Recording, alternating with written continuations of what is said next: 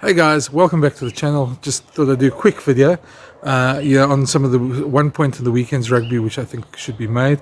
I look at it trying to look at it from a point of view of clarity, and I wish World Rugby would give us some clarity, because there's been a lot said, and we've seen a lot of people who have made comments about Marika Koroibete and his tackling technique.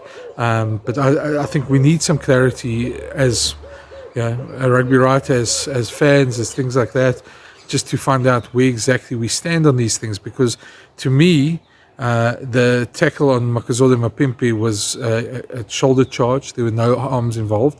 How the reffing team, and I say the TMO and the referee, found that there were arms involved, I have no idea. And I know it's been the source of banter, and if you're watching this and you're not a South African fan, you've probably said, it is a legal tackle.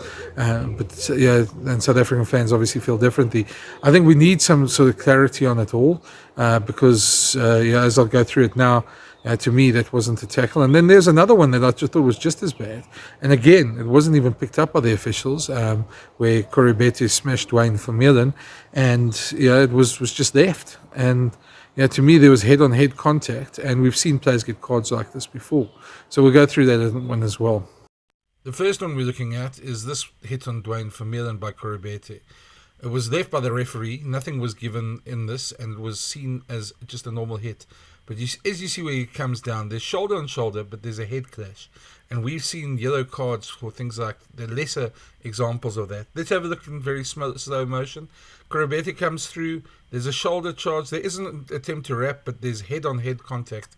And all I'm saying is that a lot of the times you get in these games yellow cards for that. We've seen it before.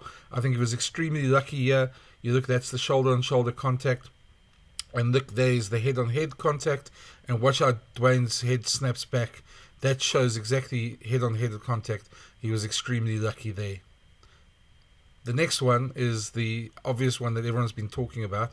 Makazole Mapimpi going in at the corner and Koroibete's cannonball run. Your initial reaction is always, what a tackle, what amazing tackle. And the Wallabies see the same, and that definitely lifted them on the day. But if you look at it again, there was no attempt for him to wrap his arms. The referee and the TMO found there was. How there was, I still don't know. But if that wasn't a legal tackle, then it should have been a penalty try and a yellow card. So as you see him coming here, his arms tucked behind him, and that's the framework for a shoulder charge in World Rugby. There's no attempt to wrap. It's literally barreling into Makazole Mapimpi.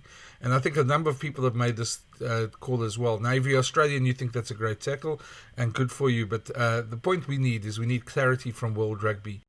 But let's look at the framework from World Rugby as what they say is a shoulder charge, and then let's compare it again to the tackle, because it's quite clear that this was a shoulder charge to me.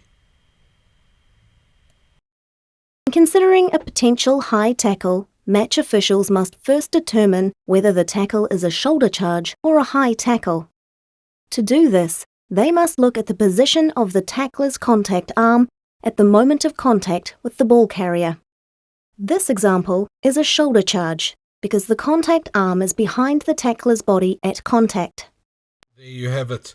Now, the irony of using the Andre Esterhuizen tackle is not beyond South African fans, of course. But there you have it. The arm has to be behind the tackler's body, and that's exactly what we saw with Koroibete. Here is an example of a shoulder charge where there is no contact to the head or neck of the ball carrier. Next, the officials must determine the degree of danger.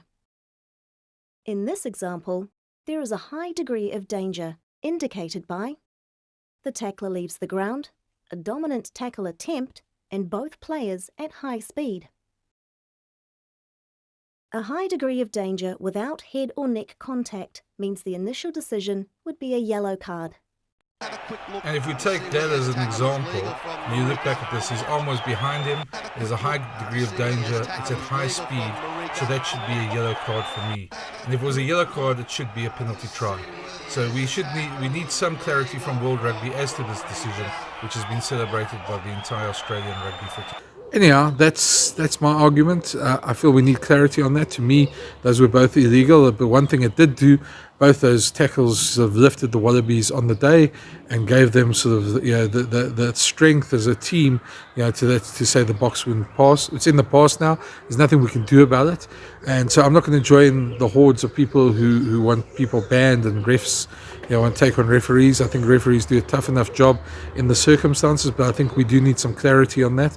And I hope World Rugby would see this, and I hope World Rugby would give us some clarity on that. Thanks for watching. If you haven't already, please subscribe to the channel.